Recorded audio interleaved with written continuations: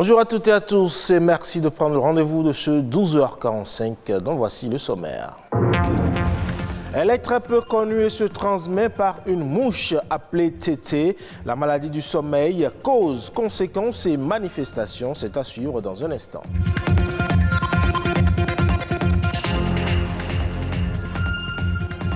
Et le développement rapide de l'utilisation des téléphones mobiles suscite aujourd'hui de plus en plus de craintes quant à ses effets sur la santé. Un médecin neurologue nous parle dans un instant des impacts des ondes électromagnétiques sur la santé. Et enfin, les menstruations caractérisées par un écoulement sanguin périodique appelé règles sont source de gêne pour les jeunes filles scolarisées. Hygiène menstruelle et maintien des filles à l'école, comment y veiller? On en parle. Bienvenue à vous si vous nous rejoignez. La maladie du sommeil est très peu connue et fait partie des pathologies que l'on retrouve en Afrique subsaharienne, notamment dans les zones rurales. Cette maladie se transmet par une mouche appelée tété. Elle crée un état de sommeil permanent. Les causes, les conséquences et les manifestations de la maladie du sommeil, c'est à travers cet élément. Communément appelée la maladie du sommeil, la trypanosomiase humaine africaine, comme le paludisme, est une maladie parasitaire. Elle est causée par une mouche dénommée tété. Le mode de transmission, c'est la piqûre d'un sujet sain par une mouche, la glossine qu'on appelle la mouche tsetse, qui est infestée. Donc c'est cette glossine qui va transmettre le parasite à un individu sain. Difficile dans l'établissement du diagnostic, ces symptômes sont souvent attribués au paludisme. Les signes ne sont pas très spécifiques. Donc pourtant les gens peuvent porter la maladie sans savoir. Il va y avoir des poussées de fièvre, de céphalée, de courbatures, des ganglions enflés, des choses comme ça. Le sujet va peut-être traiter son paludisme comme d'habitude et continuer son chemin. Il y a les troubles de la sensibilité par exemple. C'est quelqu'un, quand vous allez toucher, il ne va même pas sentir, une sensibilité superficielle.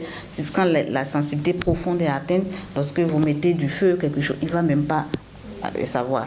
Lorsque tu soupçonnes une maladie, une trypanosomose humaine africaine, tu demandes au malade de fermer une porte, de tourner une clé dans la porte. Il ne peut pas le faire parce qu'il va ressentir une douleur à ce niveau-là. Les lésions causées par la piqûre de cette mouche évoluent et peuvent entraîner chez le patient un coma, voire la mort. C'est une maladie, lorsqu'elle n'est pas dépistée, traitée tôt, inévitablement c'est la mort. Mais lorsque le dépistage est précoce, les perspectives de guérison sont bonnes. Mais je dois avouer que ce n'est pas un traitement simple à faire par n'importe qui. C'est un traitement très compliqué, complexe, qui se fait dans une hospitalisation avec des spécialistes pour un suivi correct parce que c'est des médicaments très toxiques. La transmission des trypanosomes est restreinte à des zones rurales précises. Fort heureusement, au Bénin, cette maladie est quasi inexistante. Cette maladie a été endémique au Bénin pendant longtemps, dans les départements de la Takora et de la Donga. Je pense depuis le 31 décembre 2021, le Bénin a été déclaré comme un pays ayant éliminé l'ATHA. Donc on peut se dire fort heureusement que cette maladie n'est plus d'actualité au Bénin. Accentuer la surveillance et les efforts sanitaires, voilà les gages de l'élimination de la maladie du sommeil. Et vous souvenez-vous de ce temps-là où les téléphones portables n'étaient pas encore scotchés à nos mains? Il est bien ce temps, alors que l'utilisation des téléphones portables ne cesse d'augmenter, les appareils sont de plus en plus potentiellement dangereux.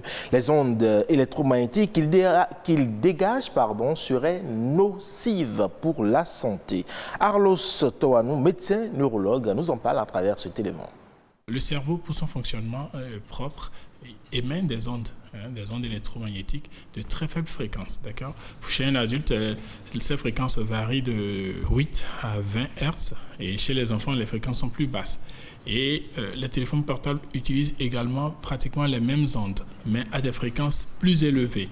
Ce qui fait que l'utilisation de téléphone portable de plus de 30 minutes par jour pendant plus de 5 ans expose à un risque accru de tumeur du cerveau qu'on appelle méningiome, des gliomes. Les gliomes, ce sont des tumeurs, selon leur grade, qui peut avoir une malignité très sévère et donc conduire à un décès. Il y a ce que l'on appelle les troubles neurocomportementaux qu'on peut observer chez des sujets qui ont une utilisation abusive du téléphone portable, mais pas que du téléphone portable. Il faut inclure en même temps tous les outils assimilés. Les casques sans fil, Bluetooth, c'est pareil. Les routeurs Wi-Fi, c'est pareil. Ils vont réunir des troubles tels que les troubles mineurs du sommeil. Donc, c'est un sujet qui va se réveiller le matin avec un sommeil peu réparateur. Donc, il se réveille le matin plus fatigué qu'il ne l'était la veille en se couchant. Il y a des troubles de l'attention, des troubles de la concentration. Les conseils pratiques que je pourrais énumérer, déjà ceux qui utilisent les téléphones portables pour justement les appels téléphoniques, réduire la durée des conversations téléphoniques. Il vaut mieux faire un appel très court et après peut-être échanger par SMS que de garder le téléphone longtemps à l'oreille.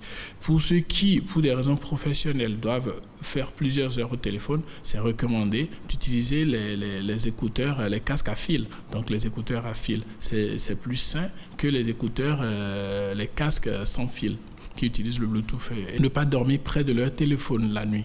Il faut couper le téléphone parce que même éteint, le téléphone portable émet toujours des ondes et reçoit des ondes. Et le reprendre le lendemain, comme ça vous avez une nuit plus paisible et moins perturbée par ces ondes qui pourraient nuire. Une fille en âge de scolarisation sur 10 s'absente régulièrement de l'école pendant ses menstrues. Une situation préjudiciable à son éducation. D'autant d'ailleurs que concilier les menstrues et la période des cours n'est pas toujours aisé pour les jeunes filles. Ces dernières évoquent les conditions non hygiéniques des toilettes communes et interpellent les décideurs sur la nécessité d'agir et d'ériger des infrastructures sanitaires en milieu scolaire. Précision à travers cet élément. Pas facile pour les jeunes filles de concilier la période des menstrues et les cours. Se changer toutes les 4 heures, comme le recommandent les spécialistes en santé de la reproduction, n'est pas toujours évident. Quelques étudiantes rencontrées aux sorties des cours nous exposent ici leurs difficultés. Moi, personnellement, quand je suis en menstruée, j'ai super mal. Je ne vais pas aux toilettes à l'école. Donc, c'est difficile. Parfois, je reste à la même serviette et tout. Souvent, je suis dedans. J'ai envie de rentrer à la maison pour m'échanger. Mais les toilettes d'ici, souvent, c'est pas propre. La serviette dans laquelle je reste pour venir au cours, là, c'est dans ça que je reste jusqu'à finir les cours. Et je rentre comme ça. Les toilettes ne sont pas propres et autres. Donc, je reste comme ça jusqu'à 19h. Des situations auxquelles elles font face et qui constituent un handicap pour le suivi régulier des activités académiques. Il y a des cours qui durent plus de 4 heures et des professeurs qui n'autorisent même pas qu'on sorte parce qu'ils n'aiment pas qu'on interrompt les cours qu'ils dispensent. Quand j'ai mes menstrues, je ne viens pas au cours parce que déjà, je souffre de règles douloureuses. Donc, et la douleur et les problèmes d'hygiène, je préfère rester chez moi. Comme ça, je suis sûre que quand j'aurai envie de me changer, je pourrai le faire et peut-être prendre une douche après. Aïchatou est activiste. Elle entend relever plusieurs défis. Elle a déjà mené des campagnes de sensibilisation sur le sujet. Ses prochains défis, faire des plaidoyers en vue de doter les collèges et universités d'infrastructures sanitaires adaptées aux besoins des filles. Sa cible, les gouvernants.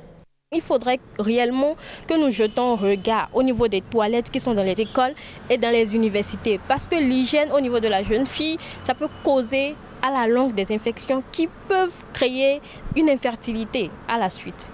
Toute femme en bonne santé doit avoir ses règles en moyenne entre 2555 et 3000 jours dans sa vie. Des chiffres qui ont suscité plus d'engouement chez Aïchatou. Elle envisage également plaider pour une distribution gratuite des serviettes périodiques réutilisables en milieu académique, mais surtout dans les zones rurales. En sa qualité de père éducateur, elle sensibilise les filles sur les comportements pour une bonne hygiène pendant les menstrues.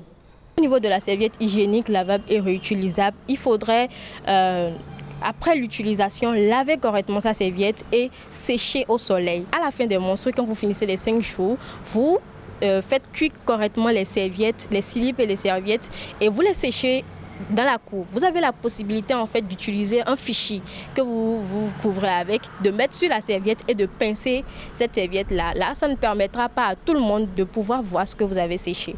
D'après des études faites au Bénin en 2017 et initiées par le programme d'analyse du système éducatif, 11% des filles réglées ne vont pas à l'école. Il est donc important de trouver des solutions pour contrer ce handicap à l'épanouissement intellectuel des femmes. Et dans la suite de cette édition, Sabirat Ao nous propose un condensé des sujets ayant marqué l'actualité durant ces dernières 48 heures. C'est La Nation en bref.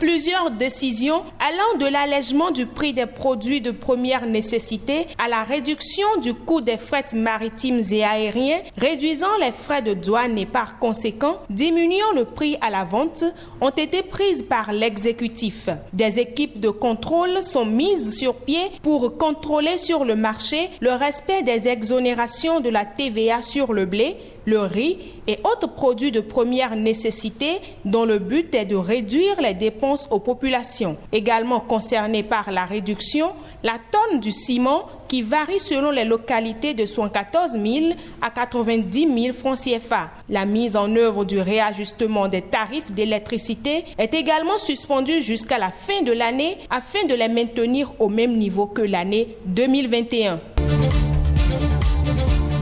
Et puis dans la commune de Kétou, toutes actions visant à s'opposer à la mise en terre des plantes dans le but de bloquer la réalisation du projet forêt classée du Bénin seront désormais sanctionnées. C'est une mise en garde de l'autorité préfectorale qui met fin à un désordre qui a longtemps duré. Dans le cadre de la célébration de la Journée mondiale de la météorologie, une attention particulière a été mise sur le changement climatique. La Direction générale de la météo en a profité pour rappeler l'importance des alertes précoces. Dans le monde, une personne sur 3 n'est toujours pas avertie de la survenue d'une pluie forte, d'un vent violent, d'une sécheresse et d'un orage.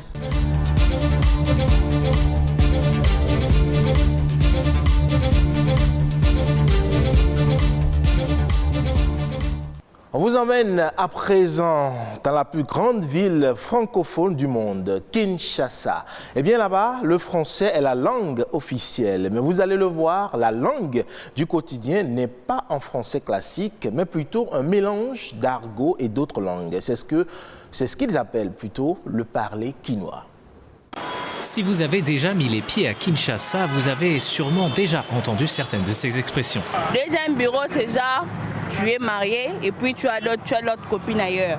Bouffer l'argent, c'est déjà escroquer. Mère et à palais, comment est-ce que je vais dire? Donc, moi, c'est la femme, votre femme légitime. Quand la journée, c'est juste un petit repas pour calmer le ventre.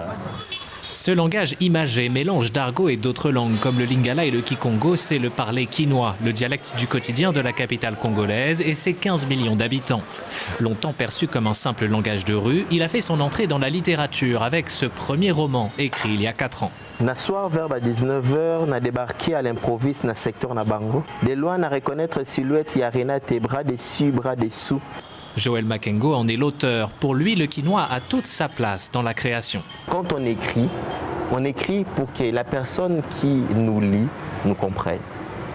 Alors pour que la personne puisse nous comprendre, on doit s'adresser à cette personne-là avec ses mots, avec ses expressions. Et je me suis permis beaucoup de choses qu'en français, je ne me serais pas permis. Une langue créative et riche, à l'image de Kinshasa, un carrefour où des Congolais des 4 coins du pays se croisent. Au sein d'un même foyer, on passe souvent d'une langue à l'autre, sans effort. Une richesse que le dramaturge Michael Dibanga veut mettre en avant dans ses pièces. Je suis dans un bus appelé communément esprit de langue. Chaque langue a une musicalité et chaque musicalité apporte une certaine dimension de poésie dans la pièce. Et c'est à cet endroit-là que mes pièces sont souvent des viviers des langues comme ça. où tu peux trouver plusieurs langues qui s'imbriquent. En plus du français et des 4 langues nationales, Lingala, Swahili, Kikongo et Chiluba, les linguistes estiment qu'il y a entre 200 et 400 langues et dialectes parlés en RDC. Et voilà qui met un terme à ce 12h45 que vous pouvez retrouver sur le site de l'ORTB, le www.ortb.bj. Portez-vous bien et à très bientôt.